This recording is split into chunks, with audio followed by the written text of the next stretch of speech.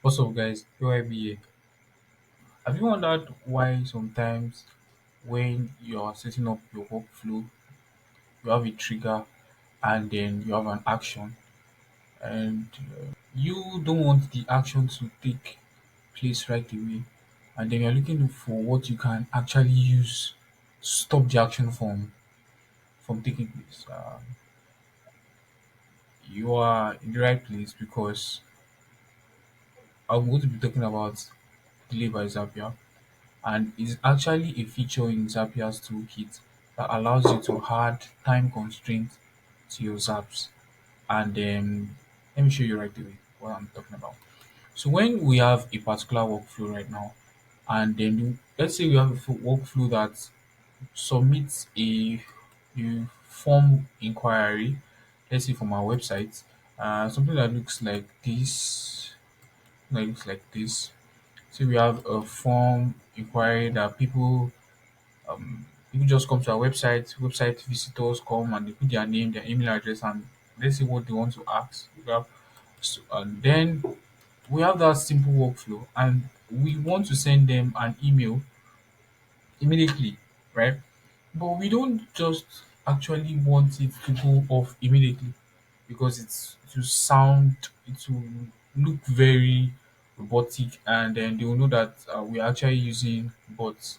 So we actually want to add something here that will, I don't know, maybe we pause this app, or we'll wait a little bit before this action is carried out. So that's why we will use something called delay by Zapier. So delay by Zapier is actually a feature in Zapier that allows you to add time constraints. And the most popular and we have a lot of events here, but the most popular of them is delay for, because you are delaying for a particular period of time. So now we can add a particular numerical value, or let's say we add like 10, and then we can add units. You can add days, you can add weeks, you can add hours. So now let's say we want to add about 30 minutes to this particular stuff right now. So if we add, um, I am going to add just 1 minute. Okay, we just add 1 minute, so it will so that we will test it right here. Now, so if we test it right now, and then I continue with this step, and let's want to send them an email just after they've filled our form right here. Okay, let's continue right now. So let's pick the form email from here from our step. Let's test this step right now so that we can get the email from the form and then use it for our submission. Yep, right now. So we have it now. So we can get the email. I will just put a random email so that I can check it right here. So let's put Eben. Yeah, to let you know, you can add code this email, or you can add an email from the previous step. So there are two ways you can do it. You can add code the email, or you can put an email from the previous step. But what I want to do right now is just to add code it, right? I want to say Zapier Eben Max, and then 0001 gmail.com. So now I want to say something like your email subject is, say, your response has been received. So let's have a dummy mail right here. So let's say hello. So hello. Let's put their first name. Put their first name right now. So you can pick their first name from the previous step. So you can say hello Jensen. Um, your inquiry has been received. We will get back to you shortly. So this is exactly what I want to send to them, and they want it to land in the inbox right now. I think this is it. So what I want to do is that I will skip this test. Okay, I'll test it right now, but I'm going to do the test again. So I just want to show you how it works. So let's rename this and call it let's call it delay workflow, or let's call it inquiry, website inquiry. So what happens is that once I fill this form right now, it waits for about a minute before sending this particular email. So that's exactly how delay works. So if I get to this form right now and I put um, the inbox is right here. So this is um, inbox is right here, so we can check it. So let's just let's call it Ronald, Ronald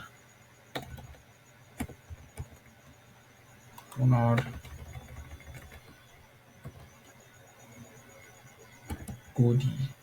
Let's call it Ronald Godi. And then let's leave this email here because this is exactly the email we put there. So we can just say um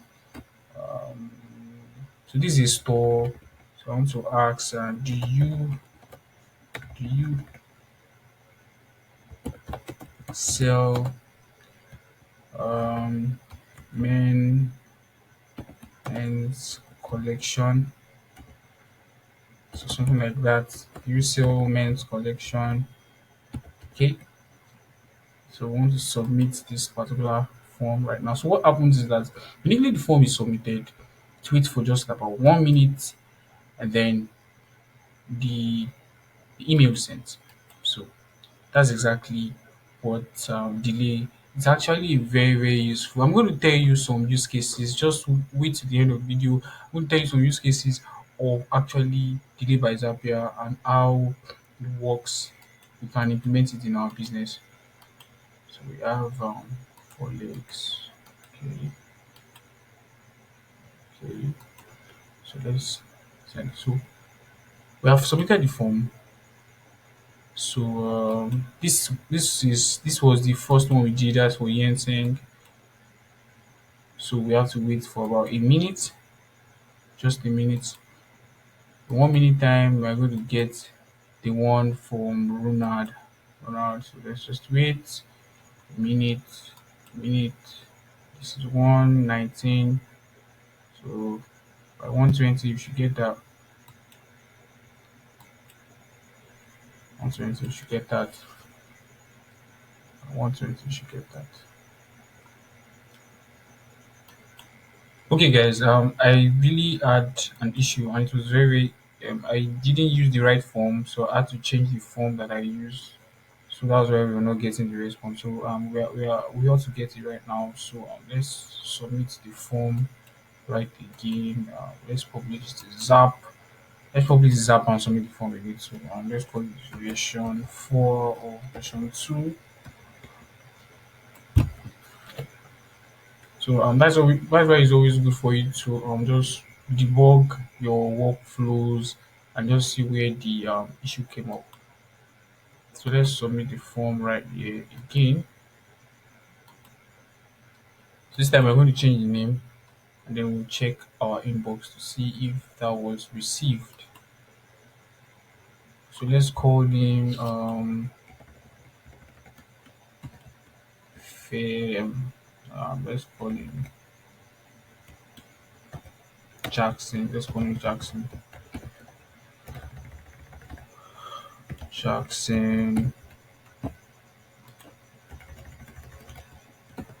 Kimba. Kimpa. Let's call him. This is just from my head. I'm not like we're using the same email, so let's ask different question. Let's say do you deliver to India? Something like that.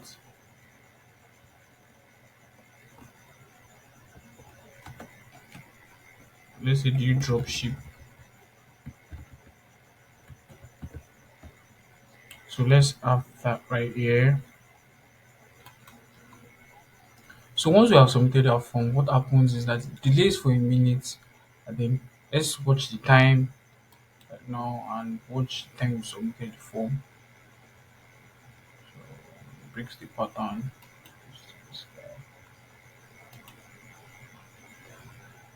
Breaks the pattern.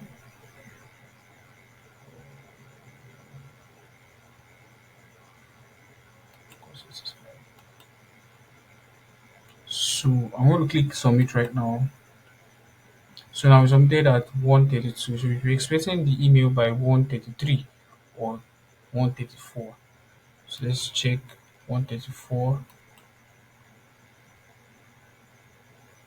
Just a minute. I'm going to pause and then I'm going to come back by 1:34 to see if the mail is there, or 1:35. 1:35. Back by 1:34, you can see that we have actually received an email. You can see Hello Jackson, your response has been received. So that's exactly how um, delay by Zapier works. And the case scenario that we can use this particular feature for is, let's say that now we just use one right now, the website inquiry. The other one where we can use this delay is, let's say we have customer onboarding workflow where we have to onboard some customers, and we want to actually delay a particular step before they get an email, right? So we can add a delay step to it before they get that particular email. Another use case can also be, let's say we are doing our email marketing, and then we have some series of sequence, that email sequence that I want to send to a particular new subscribers, right? So I want to actually want to make that email go in sequence. So let's say like 3 days, 4 days. So we can also use delay, yeah, right now. So we can just have the first email, and then we delay for like 4 days, and the second email we can delay for like 3 days, and also that's exactly how the use case of delay by Zapier. If you are watching this you're on this channel for the first time, AYB, and I record videos about automation. Now you can implement AI in your business. Just like and subscribe. Thank you. See you in the next video.